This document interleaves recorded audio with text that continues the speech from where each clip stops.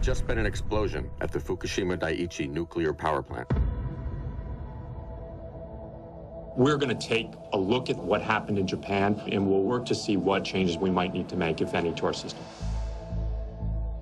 35 miles north of New York City, in Buchanan, New York, is where you'll find the nuclear power plant known as Indian Point. Officials are studying the plant's safety in the wake of Japan's disaster. This is an area which is vulnerable to earthquakes. There is not an evacuation plan that's workable. This plant in this proximity to New York City was never a good risk.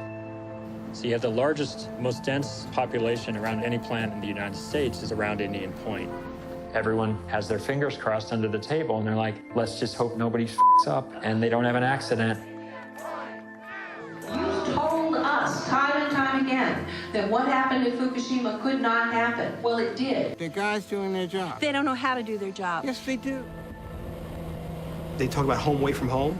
Well, that's my home. Everything else is my home away from home. For those who work in the nuclear industry, this is a, quote, safe plant. For those who don't work in the nuclear industry, there are risks you don't want to live with. Because there is some risk involved. There's risk, yes, absolutely.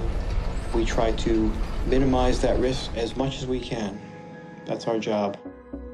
Many of these plants may have been operating for 40 years, but the design concepts are 50, 60 years old. There's a certain point at which you have to say enough is enough. This plant could run way longer than 30 years, way longer than 50 years.